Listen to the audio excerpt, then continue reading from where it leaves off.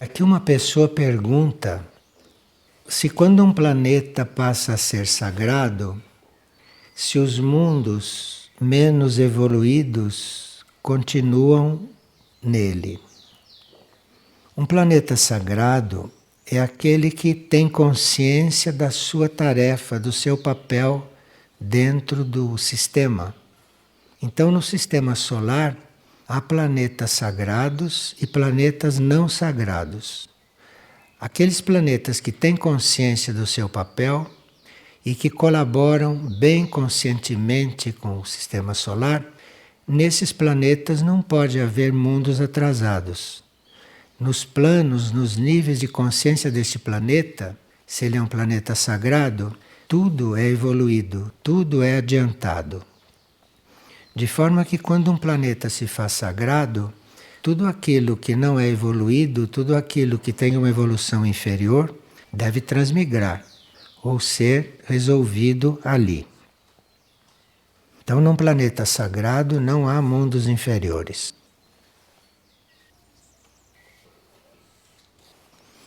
E uma outra pessoa aqui está perguntando sob que aspectos nós vemos a reencarnação, os mantras e o karma. A reencarnação é uma lei para todos aqueles que têm que entrar no plano físico. E se você não tem que encarnar fisicamente, como intraterrenos e como extraterrestres, então não há reencarnação. Reencarnação é uma lei material. Reencarnação não é uma lei superior. Reencarnação é uma lei material. E que nós podemos transcender esta lei.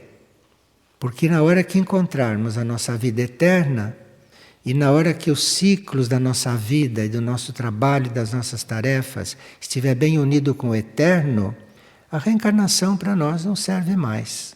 Porque nós provavelmente estaremos funcionando em níveis de vida onde não existe nascimento físico, onde não existe morte física, onde se vive realmente a vida eterna.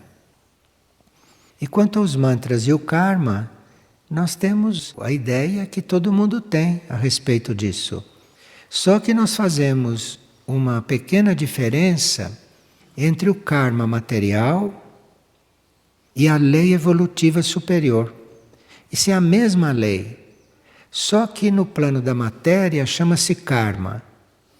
E nos planos superiores é a lei evolutiva superior. Então, o karma te organiza. O karma é sempre para o bem. O karma organiza a sua vida dentro da causa e do efeito. No karma, quando você faz o bem, você recebe o bem. Quando você faz o mal, você recebe o mal. Isso chama-se karma material. Este é um planeta kármico e por isso isto acontece aqui. Na lei evolutiva superior não há isso. Porque quando este karma está neutralizado, quando este karma está resolvido dentro dos planos materiais, aí nós entramos na lei evolutiva superior, que não é mais uma lei de retribuição. Na lei evolutiva superior, você fica consciente numa corrente evolutiva e segue. Não é como a lei do karma que você nem sempre segue evolutivamente, mas que você tem trechos, não, tem ciclos em que você está em verdadeiros períodos de correção, em verdadeiros períodos de purificação. Correção, reajuste, purificação, isto não existe na lei evolutiva superior, que é o âmbito da lei do equilíbrio, não é, que nós devíamos alcançar. E os mantras, que são estas manifestações aqui entre nós, vocais, sonoras, para nós sermos ajudados a fazer um relacionamento, a fazer uma ligação, a fazer uma conexão com os níveis abstratos, com os níveis imateriais, com os níveis superiores da consciência, com os níveis abstratos. Então, de forma que isto é a ideia que todo mundo tem destas coisas. E uma pessoa diz que foi mencionado que o plano evolutivo é realizado só em parte. E como poderíamos suprir este débito? A humanidade em geral não chega a cumprir 30% do plano evolutivo. A média não chega a 30%. Inclusive porque nações que têm um papel preponderante desvirtuam o seu papel. E ao invés de fazerem um trabalho mundial, em vez de buscarem uma evolução global, cada nação busca em primeiro lugar o seu interesse. E com cada nação pensando só no seu interesse, o plano evolutivo não é cumprido. Porque nós temos que ter uma consciência universal, uma consciência planetária. E as nações que têm mais poder, as nações que são mais ricas, as nações que são mais prósperas, essas deviam suprir aquelas que ainda não aprenderam a lidar com certas coisas, aquelas que têm menos, enfim, falar isto numa Liga de Nações faria rir a todos. Então, as nações não cumprem o seu papel, pensam em si próprias e com isto nem 30% do plano é cumprido. E é por isso que quando uma alma se autoconvoca para servir ao plano, a ela é dado um acúmulo de tarefas. Porque a cada alma que se autoconvoca para servir, ela recebe uma parte das tarefas daqueles que se recusaram a comparecer ou daqueles que não atenderam ao chamado. Porque cada um que vai servir ao plano, ele é chamado a uma certa altura. E como ele tem livre-arbítrio, ele pode não atender a este chamado.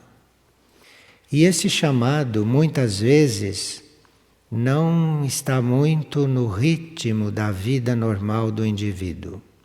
De forma que muitos são chamados, mas muito poucos são os escolhidos.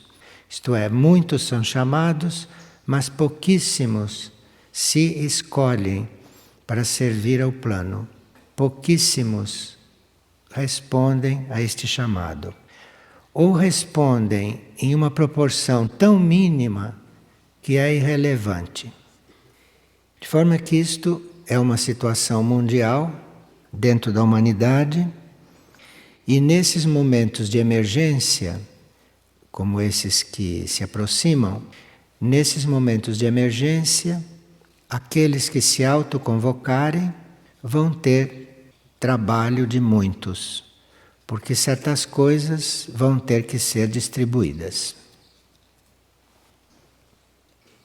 Uma pessoa está perguntando como é que nós podemos discernir sobre a vitalidade em um trabalho. Um trabalho pode ser útil, mas não ter vitalidade. Há muitos trabalhos úteis, há muitos trabalhos que, se desenvolvidos, teriam uma grande utilidade. Mas por alguma razão, a energia pode se retirar dele. Ele não deixa de ser útil. Só que não está energizado naquele momento. Por tantos motivos, pelos motivos de cada trabalho. Então há muitas coisas necessárias, mas nem por isso todas são vitalizadas. E mesmo que uma se vitalize, ela pode a uma certa altura se desvitalizar. Continua sendo necessário, mas não tem vitalidade para acontecer. Em geral, são as pessoas envolvidas que regulam isto. Então, por exemplo, um trabalho pode ser necessário e ser vitalizado, Mas as pessoas que o compõem podem não estar exatamente no tom que aquilo exigiria. Aí a energia pode se retirar. Por exemplo, um trabalho pode ser necessário, pode ser vitalizado, mas se entra nele a política, a energia já se retira. A energia espiritual se retira. Ficam só as forças das pessoas. Agora, as forças das pessoas nem sempre são suficientes para um trabalho continuar vitalizado. As forças das pessoas são forças humanas, são boas intenções e tudo isso. Mas a energia pode se retirar por algum motivo.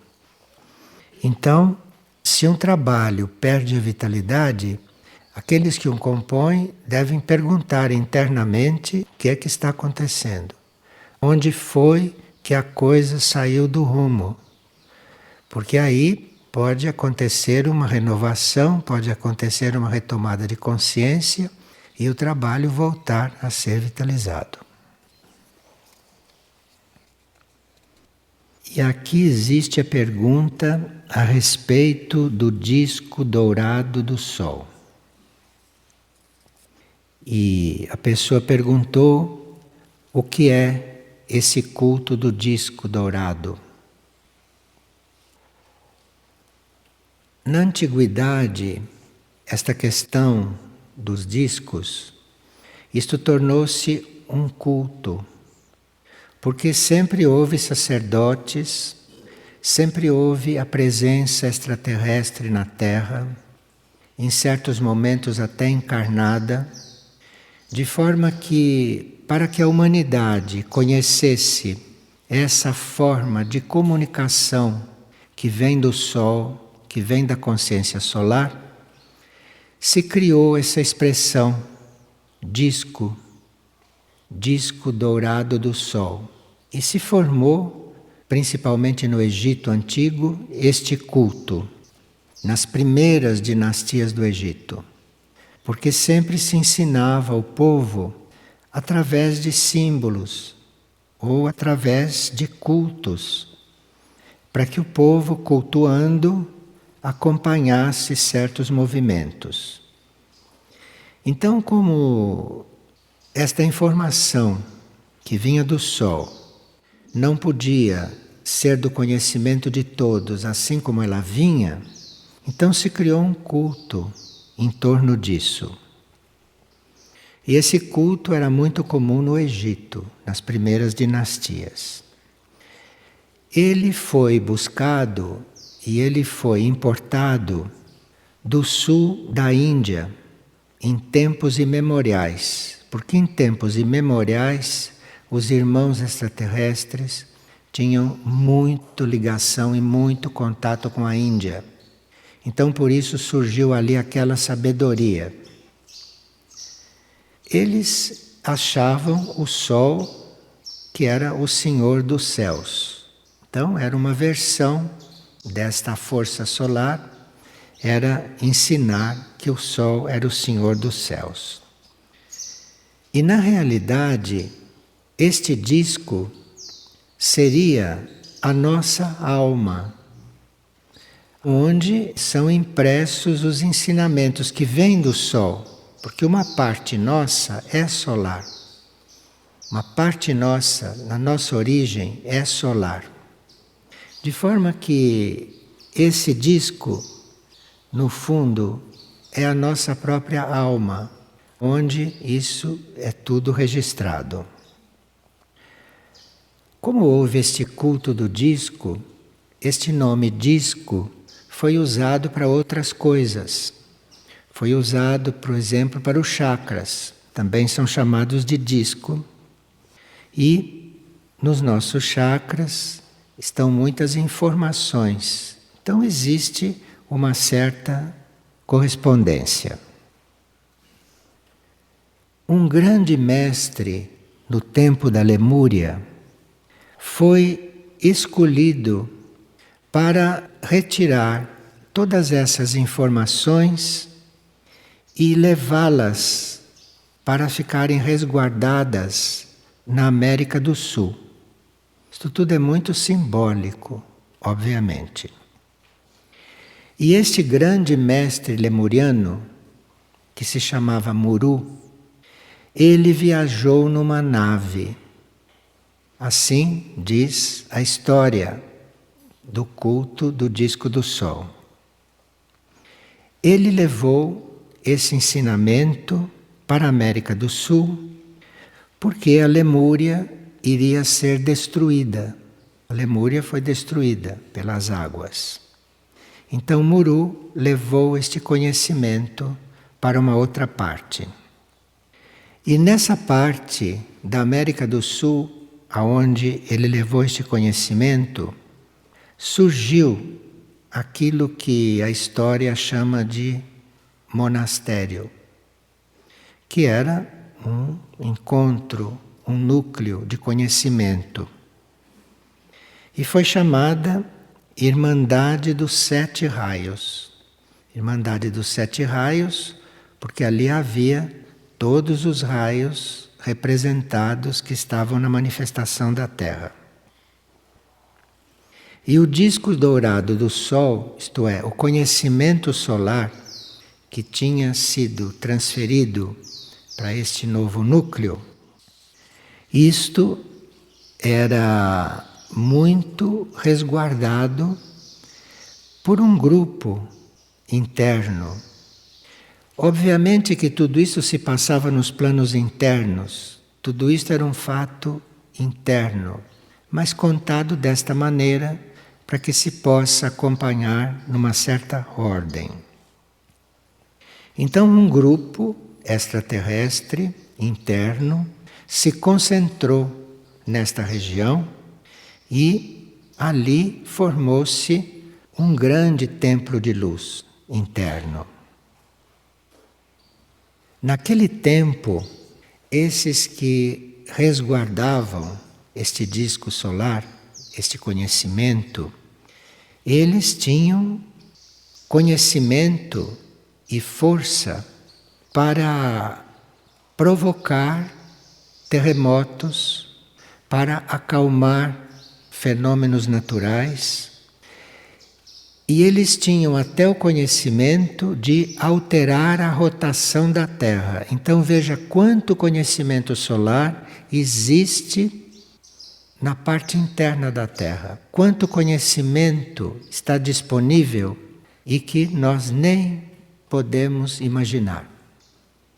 Então, quando se diz que há possibilidade de nós controlarmos a rotação da Terra, isto hoje soa como um absurdo.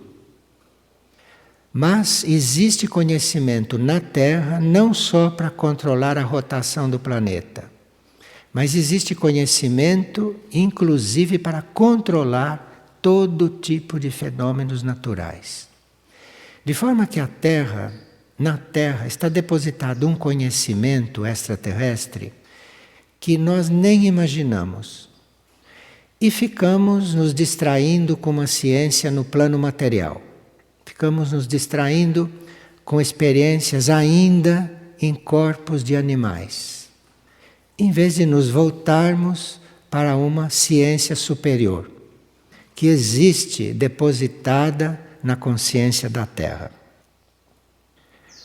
Então, esta nave que teria transportado este conhecimento e que é simbólico, esta é uma nave que está à disposição de nós todos, nos planos internos, e que pode nos transportar para aquele tipo de conhecimento que nós estivermos procurando.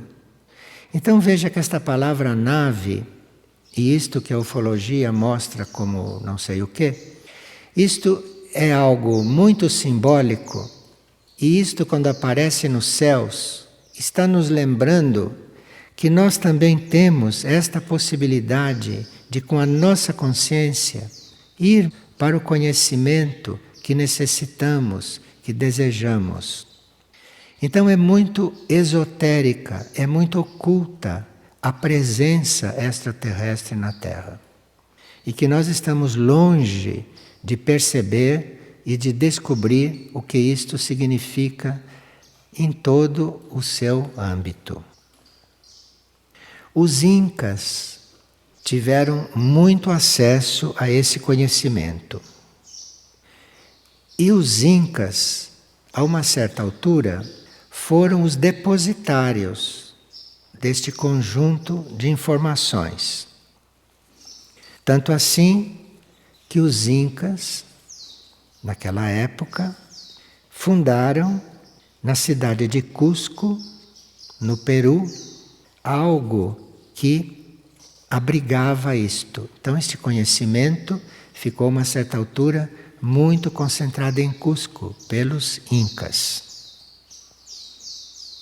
Aos incas foi entregue muito conhecimento que eles não nos passaram, porque quando chegaram os espanhóis se encarregaram de combatê-los e de dizimá-los. Então, quando chegaram esses espanhóis, este conhecimento foi totalmente oculto pelos incas, que eram os guardiões disto. E os incas levaram este conhecimento para a parte interna da Terra, para a Terra sutil, não para a Terra física, para a Terra interna, para a alma da Terra, e os incas depositaram isto lá. De forma que quando os europeus chegaram, eles não encontraram este conhecimento. Então, isto está guardado internamente e cada um de nós que desenvolve o próprio caminho interior vai chegar a este conhecimento. Tanto assim que alguns sensitivos ou alguns contatados até hoje usam a palavra disco para dizer onde está gravado aquilo que eles recebem, ou para nominar a sua forma de transmitir isto. Então, disco é algo que diz respeito a uma longa tradição de transmissão de conhecimento. E isto é o que se chama de disco dourado do Sol. E que é uma história, não, que vem de épocas pretéritas, desde a Lemúria, e que é toda originada no conhecimento extraterrestre que foi trazido e doado para a Terra. Então há muito conhecimento guardado e muita harmonia nossa com a natureza, muita harmonia nossa com os fenômenos naturais estaria sendo desenvolvida à medida que nós vamos descobrindo os nossos discos, não? Vamos descobrindo as nossas formas de nos comunicarmos com tudo isto.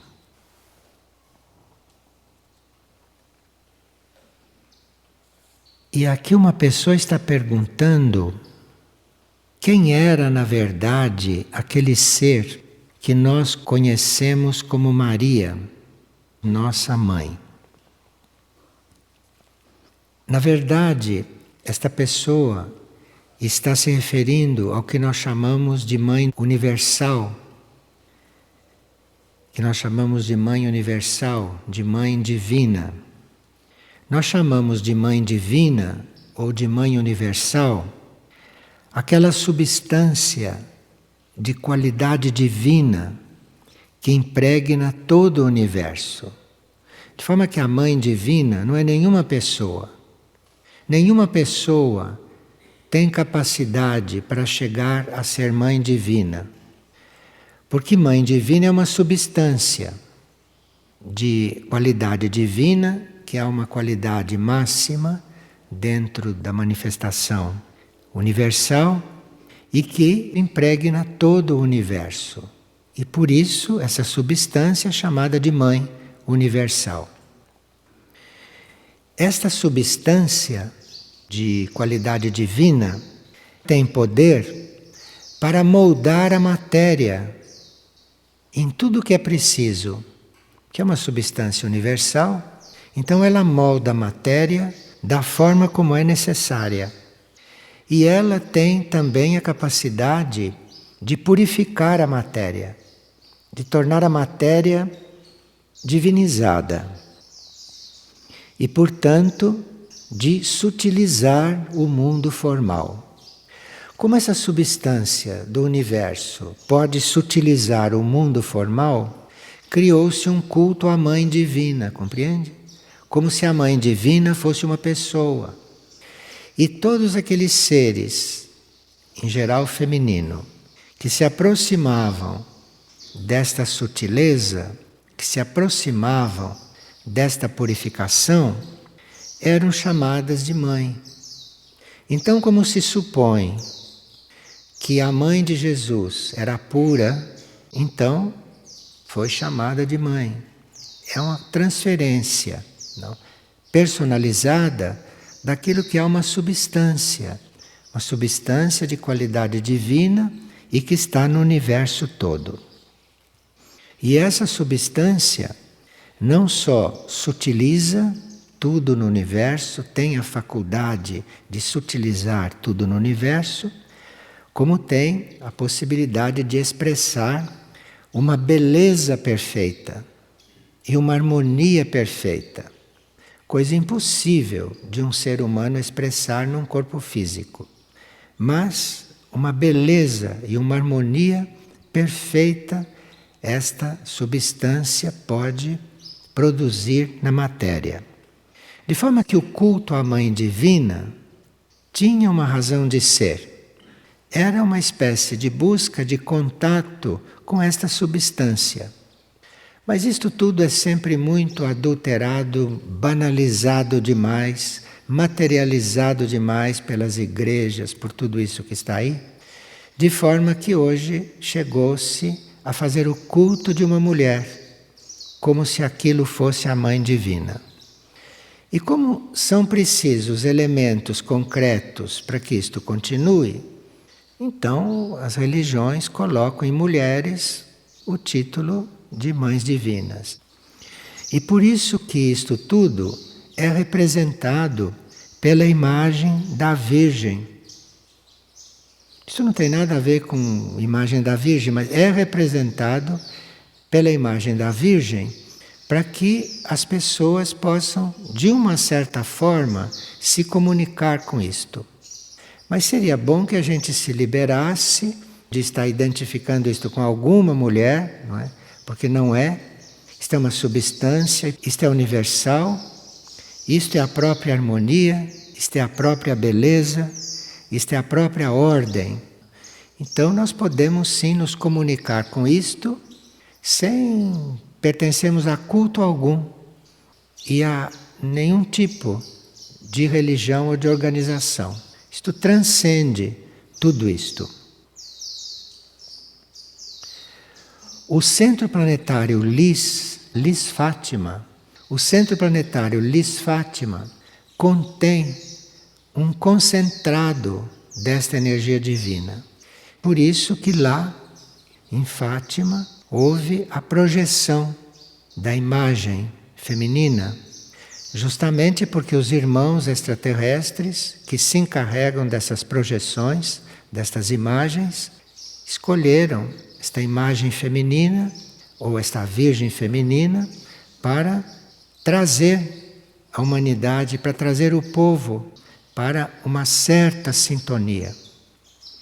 De forma que esse é um dos segredos do Centro Planetário de Lis. Nós temos estudos, não é, sobre Lis, e se vocês quiserem voltar a essas informações através do livro de Lis, vocês vão encontrar lá coisas que, quando vocês leram, vocês não notaram. Porque agora, já se passaram alguns anos, nós já estamos com algumas sementes desabrochadas, de forma que vamos ler aquele livro com outros olhos e vamos descobrir outras coisas lá.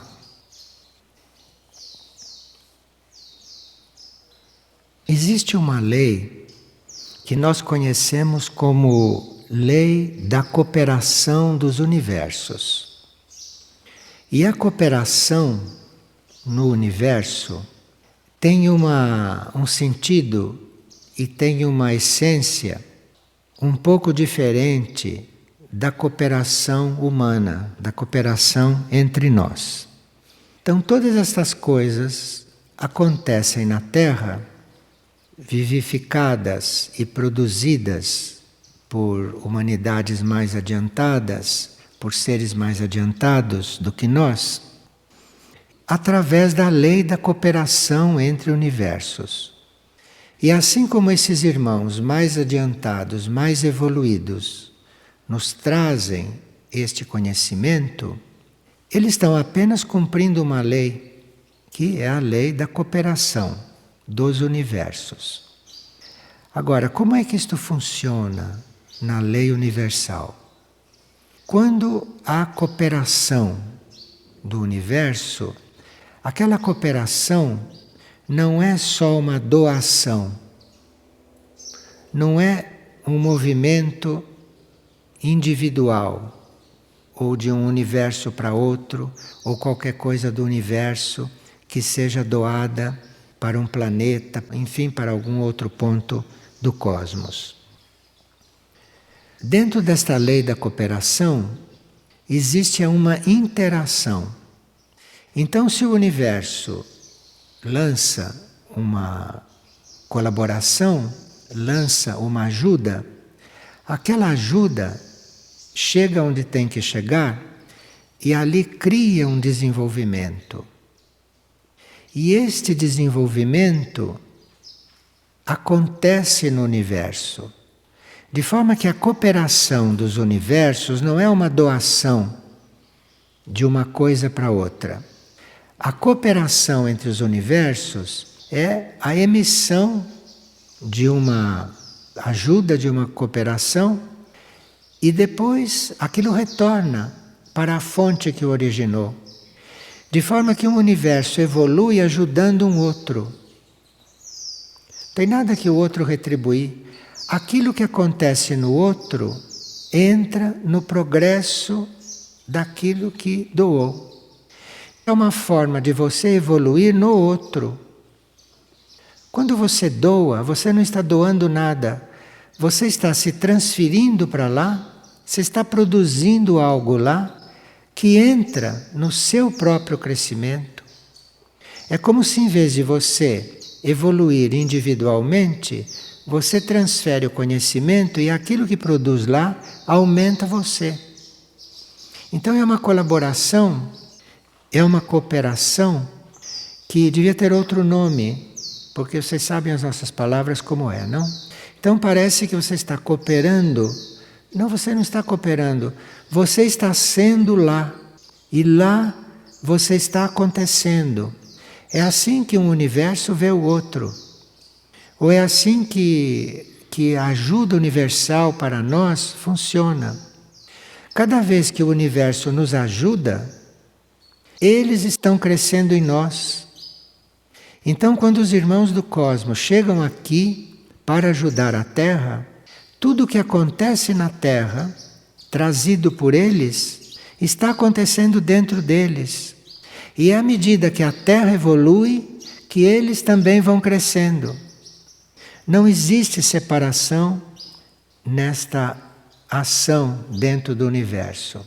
De forma que esta palavra cooperação é completamente viciada aqui entre nós, nos significados daqui, mas quando você está cooperando, você está crescendo lá. Você está vivendo dentro de você lá, enquanto lá as coisas estão progredindo. Não sei então se isto tem o sentido de cooperação, porque cooperação está parecendo quase esmola. Então, somos nós mesmos, quando cooperamos, somos nós mesmos que estamos vivendo aquilo. De forma que é muito diferente a filosofia, digamos assim, dos irmãos do cosmos quando estão aqui, do nosso entendimento a respeito disso. Então, para essa irmandade, não existe quem doa e nem quem recebe. Se esta irmandade está aqui, produzindo várias coisas, eles não se sentem doando coisas para nós. Eles estão evoluindo aqui, enquanto produzem todas estas coisas aqui.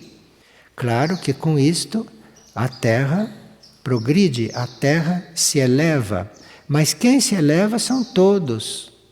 É a Terra e eles também. E eles não têm esse sentido de separação. Então, nenhum extraterrestre evoluído se sente estranho na Terra. Nós é que os sentimos estranhos aqui porque temos uma mentalidade muito pequena. Mas eles, quando estão aqui, não se sentem absolutamente estranhos. Porque eles aqui estão trabalhando eles mesmos.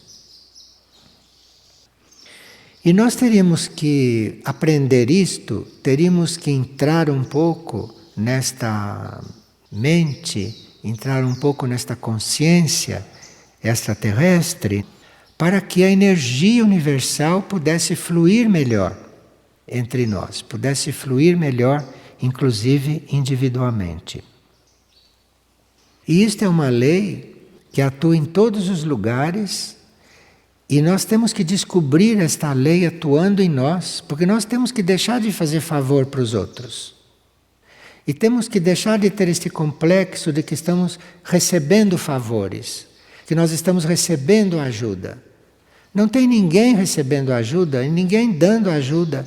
Isso está acontecendo, é uma coisa total, é um progresso total. E que nós teríamos que responder um pouco mais de 30%. Como humanidade, vimos respondendo. Para nós podermos captar todas as emissões destas presenças, para nós podermos absorver toda a energia dessas presenças aqui, nós teríamos que afinar a nossa consciência, afinar as nossas vibrações com estas coisas que não são muito concretas, que são um pouco abstratas, não, que são um pouco em nível de pensamento e em nível, no nosso ponto, de imaginação. Isso sempre acontece porque tem uma correspondência conosco. Nós correspondemos a isto, e isto corresponde a nós mesmos. Isto para nós não deve ser um mistério, nem uma coisa estranha. Nós teríamos que nos colocar nisto, estando com a nossa atenção, não? Na cabeça, tendo a nossa atenção nas partes superiores do corpo, nós vamos nos afinando para irmos captando estas coisas. Porque há uma presença extraterrestre na Terra visível.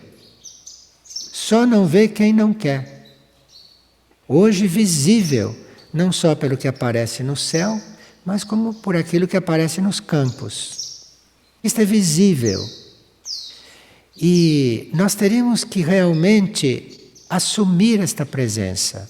Assumir esta presença, mas não como coisa estranha, e nem como gente estranha, e nem como coisa misteriosa.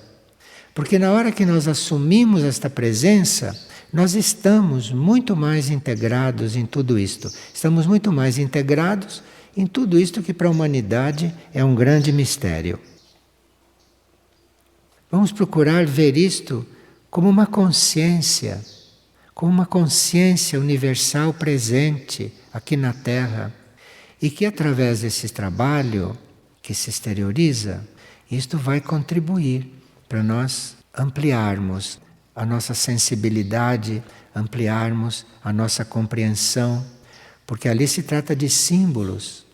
Ali se trata de símbolos materializados, símbolos cósmicos, símbolos antigos, símbolos de hoje, símbolos do futuro. Então ali tem um conhecimento muito maior do que aquilo que aparentemente as fotos nos mostram. Mas nós precisaríamos estar diante disso, não como diante de uma curiosidade, não como diante de um fenômeno somente, mas como realmente de uma manifestação de consciência. Uma consciência muito mais ampla do que é esta consciência material a qual nós estamos habituados. E uma pessoa está perguntando onde é mais conveniente ela colocar a consciência, em que parte dela. O que nós procuramos transmitir é que a nossa consciência deve se elevar.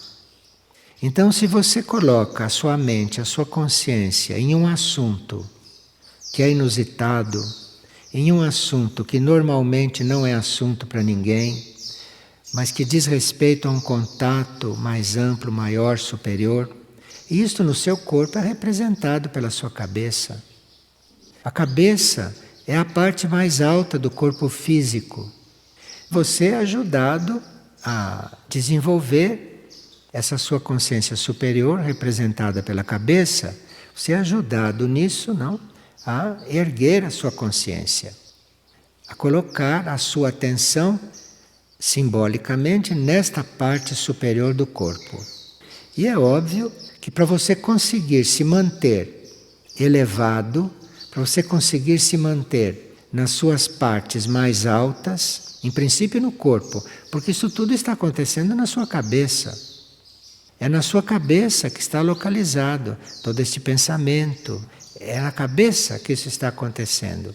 Então você fique lá o mais possível, que é para que todo o resto do seu corpo fique em harmonia. E você não precisa estar lidando com todo o resto do corpo. Você se põe no seu plano mais alto, representado pela cabeça, simbolizado pela cabeça, você se põe no seu plano mais alto e vai excluindo tudo aquilo que não está naquela altura.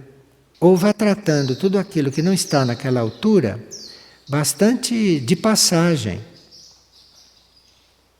Só aquele tanto que você precisa estar dando atenção por aquilo que também é representado pelas outras partes do corpo.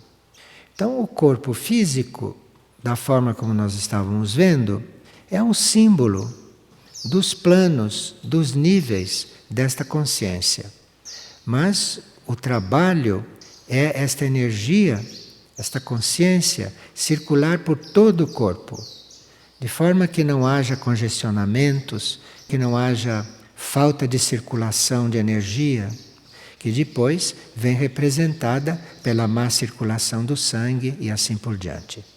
Então, ver o corpo físico como um todo, mas a sua consciência está no nível mais alto possível, que é para tudo isto estar muito harmonioso.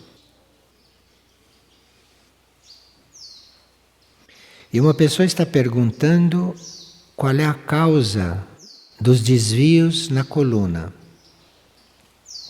Os problemas de coluna, de um modo geral, acontecem depois que a energia tem muita dificuldade para subir. Que nós temos uma energia nas partes inferiores do corpo e que deve subir para a cabeça. E isto no sistema dos chakras, que está sendo trocado, não? No sistema dos chakras, isto sobe pela coluna. E quando isto não tem livre passagem pela coluna, isto é, quando nós não elevamos esta energia no ritmo correto, no momento correto, com a atenção correta, enfim, quando nós não permitimos que a energia suba da nossa parte básica, da nossa parte reprodutiva, para as nossas partes criativas, quando a gente não permite que isto suba, ou se a gente ralenta, isto, numa próxima encarnação ou na mesma, dá problemas de coluna. E desvios na coluna são desvios que aconteceram enquanto esta energia estava subindo. De forma que o trabalho na coluna é um trabalho que deve ser nitidamente energético, mas energético na consciência do indivíduo também. Porque não adianta ele endireitar a coluna se ele não muda a consciência e se a sua energia não sobe livremente para os níveis que deve subir.